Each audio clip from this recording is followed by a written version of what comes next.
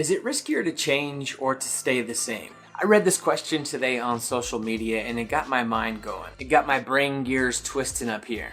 Being that us humans are kind of creatures of comfort, obviously we kind of seek after things that make us comfortable and make us settled and make us feel safe. The problem with that, though, is that it keeps us from changing, from progressing, and from becoming better versions of ourselves. I feel like it's almost like Land Before Time, where the dinosaurs were trying to get to the Great Valley. Maybe this analogy makes sense, maybe it doesn't, but if you are not happy with your current situation where you are right now in your life, if your work isn't fulfilling, if you aren't in a situation or a job where you find yourself really fitting in, really fulfilling your role, or being the creative you want to be, expressing yourself creatively, then honestly you're kind of robbing yourself. You're in one of those great valleys and you're camped out and you're not progressing. I mean, I think it's safe to say that every creative, at least at one point, dreamed of being creative in their career, right? We all started for a reason. A lot of times us creatives aren't super business oriented, and we have to learn a few new skills too to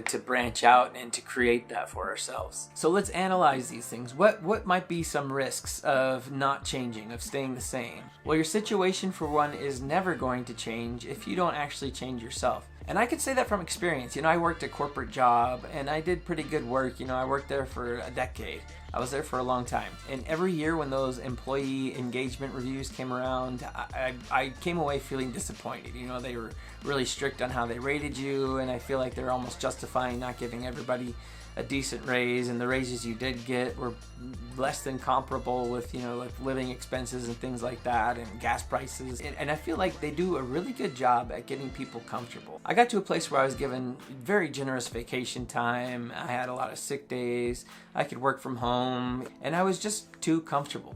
But now I am venturing 100% wholeheartedly into the unknown.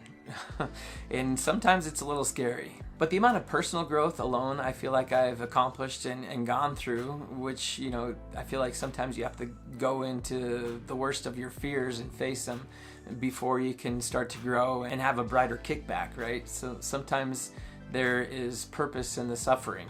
But you know what? I might miss that security sometimes, but I don't regret it. I don't regret leaving. I don't regret going through some hard times. I don't regret being tight on money for a month and wondering how I was going to pay a bill. Those things are all kind of fundamental. You almost have to experience the pain of that to never want to get back there again. So I would venture to say pushing yourself now is much better off than staying comfortable.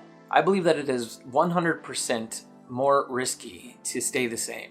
100%. There's this Stoic Calendar that you can buy that basically has every day of your life marked off as like a checkbox, and you can color it in each day.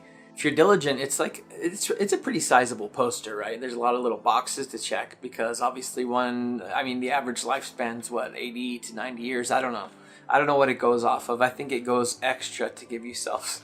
It optimistically gives you extra space. But just the idea of seeing that and the realization that your time is actually finite and we don't just have infinite time here, putting things off and remaining in that comfort zone really is the riskier option. We're never going to get to that utopia. We're never going to get to that next higher Great Valley. We're never going to get that growth in whatever endeavor we're doing, whether that's drawing, doing business, so that you can kind of put your two passions together, a new passion in some other skill, whatever it could be, whatever those what ifs that you have in your head, or those I wish I could do this, or I'd love to be doing this instead. Stop putting those off. I believe they're coming to you for a reason. You have those constant reminders just letting you know, hey, this is what I'm actually supposed to be doing. This is my purpose. This is my passion. And to scale this down to just art, obviously us artists know what we are good at drawing, and we know what we are not so good at drawing but would like to learn. And then we know the things that we're not interested in drawing at all. Like for me, I have no interest in drawing cars. I don't care to learn how to draw a pristine, perfect car, but for some other artists, that's their thing. The thing is, each artist is kind of drawn to their own niches, right? We all have things that appeal to us, that relate with our life experience, that we just feel drawn to. And I'm here to tell you, guess what? There's plenty of room for all of us to be successful. So the 3 key points to change, the first step is to become aware that it is a problem. So just to acknowledge, hey, there's this thing that I've been putting off.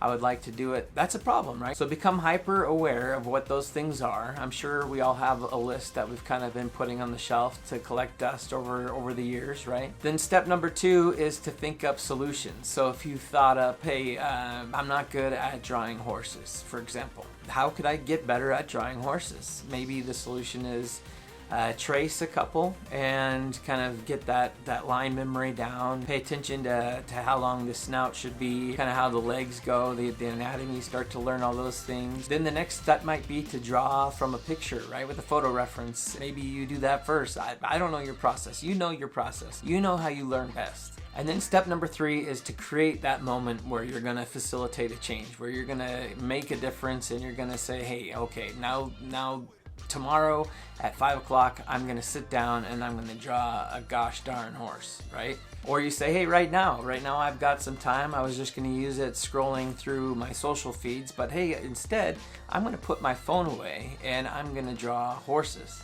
Many years ago, I heard a quote that's kind of always stuck with me that kind of relates to all this stuff and ties it together. But that quote was, you're only as good as your last project. And I kind of twist that and say I'm only as good as the last piece of art that I produce. I think that it's normal for us creatives to look at other people's artwork or other things that we aspire to do, and we think, I could do that. And maybe we even think, I could probably do that even better.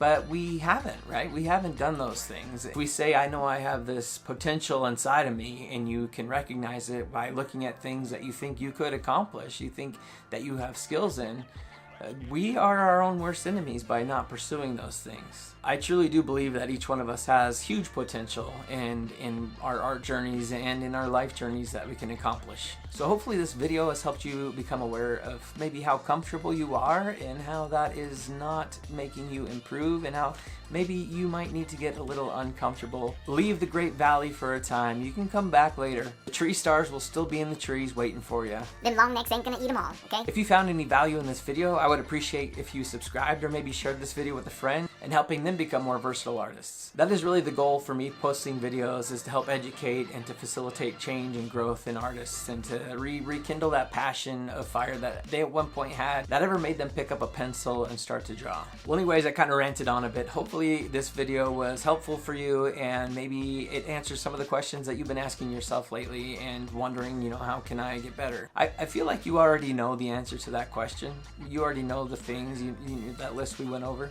You know what you need to do to get better, and you just got to start doing it. Start drawing the things that don't come naturally to you. Start looking at reference images of something that you're bad at. So just to recap, the steps are 1, become aware, 2, think of solutions, and 3, basically take action, kick butt, and then deliver, show up and be there, be present, and do it. Do the hard work. Push through those uncomfortable piano practices. Push through the uncomfortable burn from working out your first time after months and months of not, and build, just grow some cojones and get some resilience and push through those hard times. This has been Haddy the Creator. Thank you so much for watching, and I will see you on the next video.